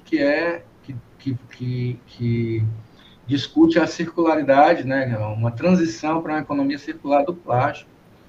Na Câmara dos Deputados foi tudo muito suave, o processo estava começando, mas depois no Senado, em uma reunião mediada pela senadora Damares Alves, né, pasmem, a gente tinha ali vários representantes da indústria, né? Então, eu tenho desenvolvido essa eloquência nas minhas falas, no sentido de tentar realmente angariar as pessoas, né, para essas questões. Então, ó, você não tem uma pergunta, eu não tenho uma resposta, eu tenho só um complemento e talvez um desabafo a falar. Eu tenho falado isso sempre que me dá a oportunidade.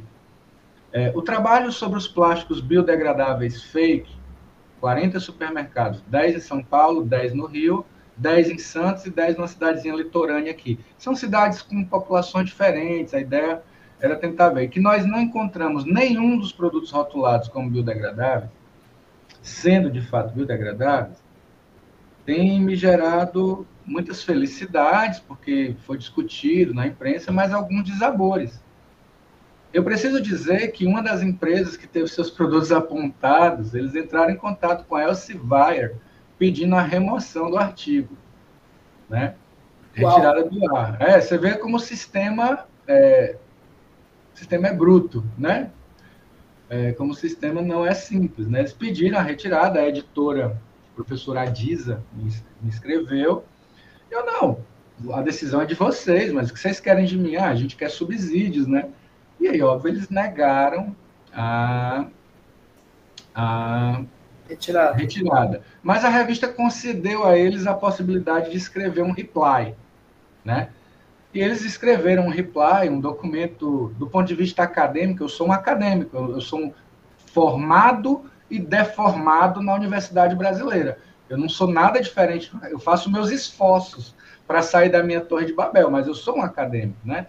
Então, da perspectiva acadêmica, um texto porco, sem premissas, sem objetivos, ao qual eu tive que escrever uma resposta, né? E esses 2 documentos ainda estão com a editora, isso já tem quase 1 ano que está acontecendo, ainda não saíram. Mas olha que interessante, sobre essa matéria dos plásticos, eu dei várias entrevistas, inclusive para a Veja de São Paulo. E outro dia, depois que a entrevista foi veiculada, a repórter da Veja de São Paulo falou que eles entraram em contato com ela dizendo que o meu trabalho tinha dados falsos. E a evidência de que meu trabalho tinha dados falsos era o reply porco que eles tinham escrito, que não estava sequer publicado. Gente, assim, né? Foge a qualquer nível de sanidade. Mas, enfim, ao estar incomodando essas pessoas, embora me canse, me cobre um preço pessoal, também me certifica de que talvez eu esteja numa trajetória mais ou menos correta, né? Então é bom te conhecer, eu fico com o teu contato aqui, vou anotar, porque certamente coisas virão aí, mais coisas virão, e aí quem sabe a gente não monta uma coalizão aí. Certeza. E muito obrigada. Viu? Eu que agradeço. Ítalo, eu tenho uma pergunta mais simples aqui, que eu tinha deixado por último. Que assim, quando você falou que 80% dos resíduos de plástico no oceano vêm da terra, eu acho que foi no projeto Tamar, que eu acabei visitando o espaço deles lá em Ubatuba em janeiro, né, quando eu saí de férias, E acho que lá eles falavam que a maior parte do plástico nos oceanos é devido ao material de pesca descartado, aquela pesca industrial, as redes de arrasto. Você podia comentar um pouquinho sobre isso? Existem algumas divergências com relação a esses números, tá? Isso é fato. Alguns estudos, por exemplo, eles focam, por exemplo, 80% do que chega no mar da Terra quase sempre está focado em regiões costeiras, tá? Aonde você tem uma proximidade mais com as faixas continentais, esses materiais chegam, tá? Por outro lado, em regiões oceânicas, se a gente separar, sabe, compartimentalizar o oceano, no oceano, água oceânica, água azul, que a gente, como oceanógrafo, chama, os resíduos macroscópicos, eles vão ser fundamentalmente, de fato, com origem na pesca. Ainda assim, não ultrapassam 20% do total, né? Quando você junta os compartimentos. Certo, legal. Pessoal, a gente ainda tem 28 minutos de aula. Eu gostaria de saber se ninguém mais tem perguntas aqui, para aproveitar o professor Ítalo, que está aqui. Estou aqui à disposição. Para mim, isso é super divertido. Trouxe esse monte de dados extraordinários e deprimentes, sim, mas, bom, faz parte dessa aula aqui. Essa aula não é uma aula feliz, não tem como, né? Uma disciplina, né? Eu queria saber se ninguém tem mais perguntas aí para fazer. Podem novamente levantar a mão ou colocar no chat ou no fórum. Gente, se tiver, eu tenho. Eu tenho uma pergunta, enquanto ninguém se manifesta. A que cursos essa disciplina atende? A todos. A todos. Misturada. Dentro e de fora, né, da Unicamp. Mas vocês têm uma ideia de que cursos aparecem mais? Assim, curioso só. Eu posso dar, na verdade, esse ano eu venho não olhando a lista de inscritos, mas a gente tem gente de tudo, desde as ciências duras, da física, biologia, química, tem muita gente das engenharias, tem gente das ciências sociais também, então é bem misturado. O que nunca apareceu por aqui muito foi a galera da medicina, que acho que não tem, biologia, engenharia física estão colocando aqui, engenharia elétrica, estão colocando no chat, química, geografia, engenharia de alimentos, matemática, tudo, realmente. Já teve arquitetura, né, tem também alguns básicos. E só para falar aqui que você perguntou da nossa formação, eu sou física, eu não trabalho com a área ambiental, eu estou aqui porque é uma questão que me incomoda. O Luiz é historiador, né, ele é bióloga. A Gabriela, a gente só tá aqui. A Gabriela fala que ela trabalha com a questão ambiental, mas ela já está quase trabalhando com a questão ambiental. E fora que assim, a gente só está aqui, né, Luísa? A gente só está aqui porque ela chamou todo mundo, né? Ela que convocou todo mundo. E ela que carrega toda a coisa. Quantas mas vezes olha, gente, eu gostaria de fazer aqui. Eu gostaria de voltar um pouco à minha pergunta, se não houver outras propostas, outras perguntas dos alunos. Então, Gabriela, me dê um sinal verde, se for o caso. Manda ver, Luiz. Tá. Não, porque o que a gente pode hoje perceber, Ítalo, o que é o seguinte, que você tem algumas substâncias que têm um efeito. Você falou, por exemplo, sobre a obstrução das artérias, no caso de microplásticos.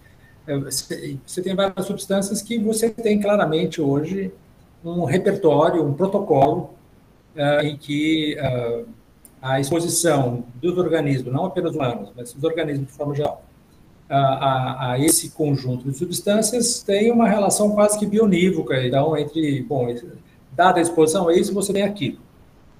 Então, quando eu leio a respeito da questão do impacto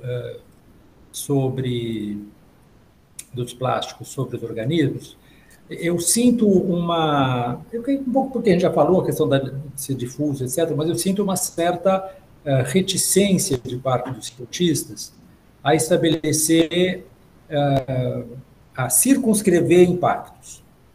Então, algumas coisas que, por exemplo, você naquele cara, o Schwab, eu não me esqueço o nome dele agora, que escreveu sobre a questão da presença de microplásticos nas fezes, um cara da Suíça, se quiser depois eu pego o nome dele, fala, bom, isso tem um efeito, sobretudo, sobre o intestino delgado, se houver uma propensão à inflamação, isso pode piorar. Isso, mas existe uma prudência e quase que uma circunspecção, uma cautela muito clara em estabelecer, bom, qual é o impacto real que os microplásticos têm sobre os organismos. Como é que nós devemos formular esse impacto?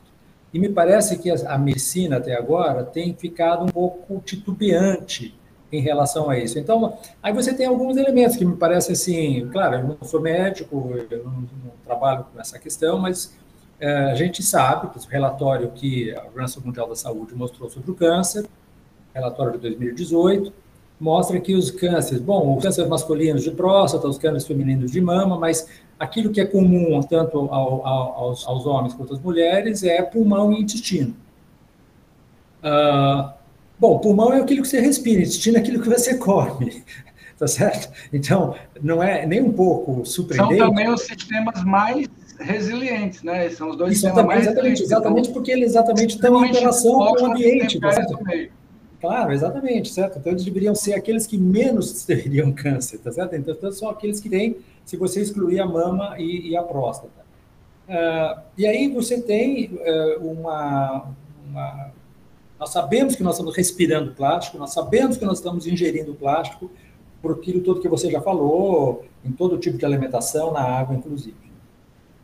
Então, eu tendo a falar que e sobretudo na questão também porque o plástico, até onde eu sei, até onde eu leio, ele é capaz de mimetizar certos hormônios femininos e que levariam exatamente, então, a um tipo de desregulação em relação ao espectro hormonal dos organismos masculinos. Eu acho que não o plástico, mas aditivos, né? Acho que você está se referindo aos aditivos, exatamente. Os aditivos, o bisfenol A, por exemplo, né?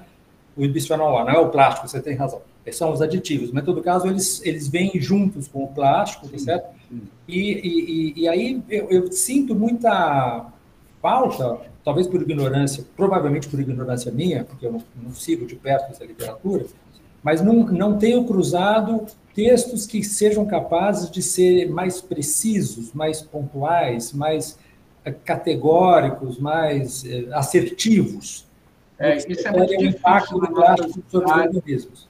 Na nossa área mesmo, é muito difícil, porque a resposta biológica, Luiz, ela é extremamente complexa, sabe? Mesmo que eu tenha ali grupos controle, tratamentos controle, tenha organismos expostos a diferentes concentrações, eu acho padrões e tendências de exposição, a resposta biológica ela é muito variável de uma perspectiva individual, sabe? Se eu tenho um bicho... E óbvio que isso tudo eu posso padronizar. Se eu tenho um bicho que pesa 10 gramas a mais e outro menos, a resposta pode ser diferente. Se ele está num ciclo hormonal diferente, a resposta pode ser diferente. E aí, cara, quando a gente escreve os artigos e a gente faz afirmações mais contundentes, os próprios revisores dizem, olha, mas você tem que considerar as variações individuais dessas respostas, então talvez suavize, né? Aí acaba, cara, que no próprio processo de revisão, os artigos tendem a sair de forma menos contundente. E, óbvio, eu nem estou sendo a favor nem contra, é um dado da realidade, né? De fato, assim, o cara quer ser mais contundente para valorizar o resultado do produto da pesquisa dele, e o outro enxerga que podem ter vieses interpretativos não previstos e pede para o cara ser mais prudente. Então, acho que isso acaba reduzindo a contundência dos textos. Né? Então, quer dizer, o que eu tendo a achar, e eu acho que isso é uma questão que não se refere apenas a esse problema específico, do impacto específico sobre o plástico e aditivos de plástico sobre o organismo, mas eu acho que, de forma geral,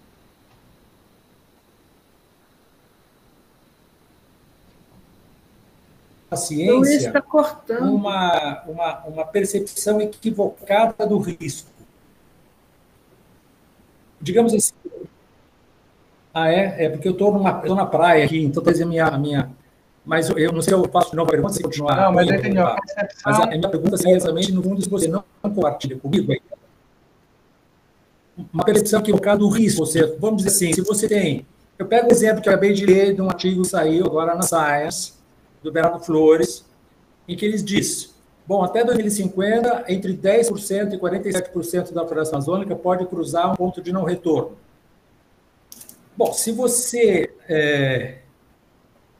entende qual é a consequência do cruzamento de um tipping point na Amazônia, você tem que agir e pensar, não só do ponto de vista do formulador de política pública, mas também do revisor, de que você tem que pensar que é 47%.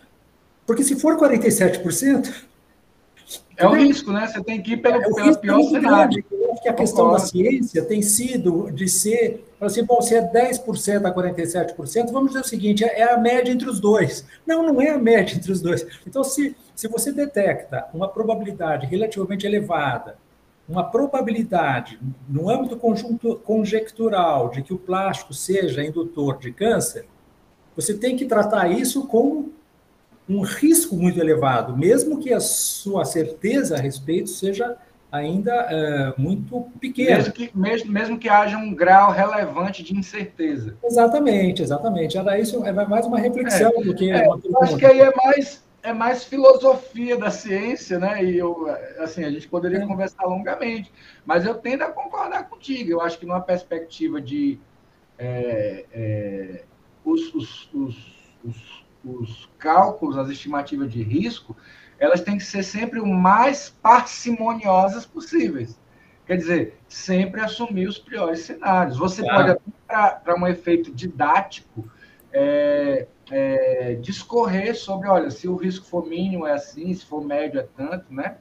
Mas eu acho que para efeito de política pública, considerando que o bem a proteger é a vida, é a biodiversidade e a vida humana, né? Eu não quero, tipo assim, o extintor no carro salvou pouquíssimas vidas, mas as poucas vidas que ele salvou, valeu o fato dele ter que estar no carro. Mas não é o princípio de precaução dos primeiros, quando a gente está fazendo uma discussão a partir da lógica ambiental? Claro. E isso corrobora com o princípio da precaução, né? Sim, princípio da precaução. Isso está preconizado, né? Mas eu acho que eu não sei, eu acho que os próprios veículos vamos dizer, de mídia científica... De precaução, né, tal, exatamente. Eles têm políticas conservadoras para também não se comprometerem, né? Tu imagina, a editora lá da revista onde eu publiquei o trabalho está tendo dor de cabeça. Eu acho que ela preferia não ter essa dor de cabeça. Eu acho legal que tenha, né? Porque a discussão é sempre boa, assim, né? Mas, enfim... Na realidade, parece que a gente está muito... O mercado também está aqui, né? Sim. Não está só lá, onde todo mundo reconhece. Mas artigo hoje em dia é uma mercadoria. Né? Sim, exatamente. O mercado está aí. Boa, excelente colocação. Né? Ontem eu conversava com meus amigos exatamente. Imagina exatamente sobre isso. Imagina alguém sentar numa mesa de bar com você, tive uma ideia de um negócio lucrativo, supimpa. A gente vai vender um produto e o trabalhador que vai fornecer o produto para a gente, ele vai fornecer de graça. E ele vai fornecer querendo muito, vai brigar para fornecer esse produto do trabalho dele para a gente. E aí, óbvio, o trabalho dele pode não estar acabado, ele vai ser consertado e aprimorado por outros trabalhadores que também farão isso de graça. E quando eu tiver esse produto na mão, eu vou vender por milhões. Não parece conversa de doido, mas é exatamente assim o mercado editorial da ciência. Totalmente. É exatamente isso. É isso aí. Se você fosse, Luiz, um investidor e eu tivesse que captar um venture capital, né? Você botaria seu dinheiro na minha ideia? O cara vai me dar de graça, o outro vai melhorar de graça e eu vou vender por milhões. Ainda vão discutir entre si como é que melhora conjuntamente tudo isso. Em alguns casos, a gente ainda vai pagar para tirar. A gente vai pagar para dar para ele o material. Exatamente. E não paga pouco, não, viu, Gabriel? Exato, não paga muito. Pouco. Não, foi ontem, estava entre uma aula e outra, a gente saiu para tomar café e começou esse papo, né? E eu achei genial essa colocação, assim. É um modelo de negócio inimaginável que deu certo, né? Acho que só o Brasil paga 100 e poucos milhões por ano ali no periódico Capes para ter acesso. Difícil. É que eu estou desatualizado dos valores, mas eu acho que é mais de 100 milhões de reais. E, na verdade... E eles fazem um conjunto só de revistas. Tente você ter uma revista e entrar nesse circuito. Eles esmagam, né? As revistas das pequenas sociedades. Tá? Legal. E aí tem o fator de impacto, não esquece disso. Não, eu confesso que eu sou um perseguidor desses métodos, mas eu não sou... Eu estou vendo o que está acontecendo, cara. Eu sou um perseguidor. São as regras do jogo. Eu preciso captar recursos para tirar minhas ideias do papel e a moeda para me darem recursos é ser competitivo. E para ser então, eu tô mas todos nós, a gente... mas a gente está ciente, claro. Ninguém é bobo, né? Assim. Até pode ter alguns, né? Mas a maioria de nós não é.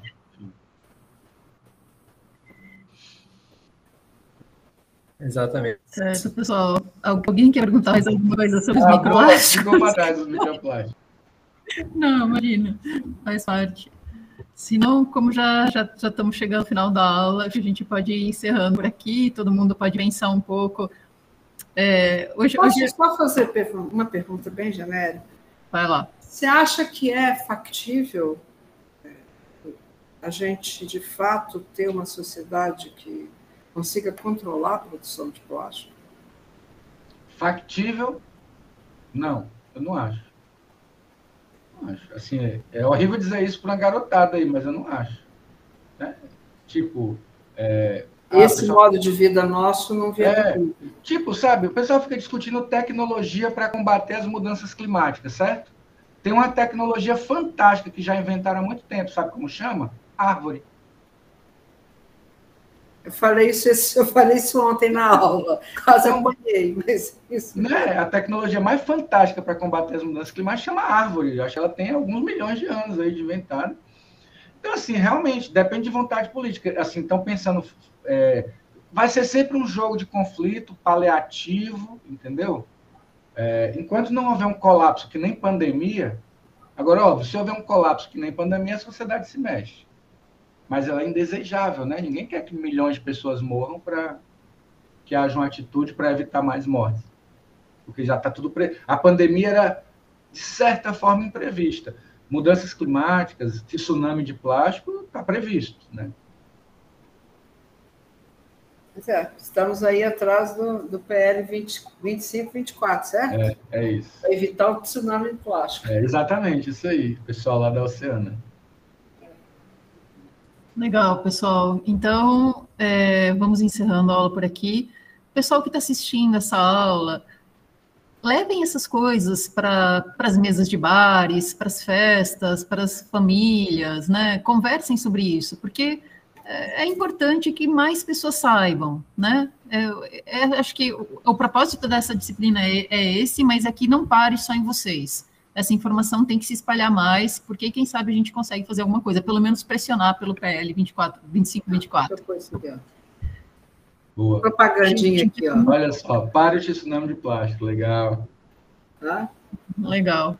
Ítalo, muitíssimo obrigado por ter aceito o convite. Se eu te convidar para dar um colóquio aqui na Unicamp, você vem? Claro, será um prazer. Eu tenho uma agenda um pouco complexa, particularmente esse semestre, tá? Mas, assim, por exemplo, eu não consigo me comprometer com 2 dias fora de Santos até só a partir de maio. Então, não sei quando é o seu colóquio.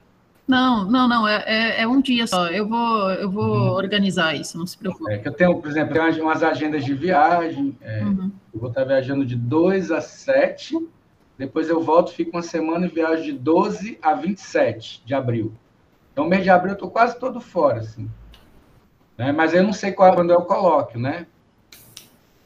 Em sendo online, fica mais fácil.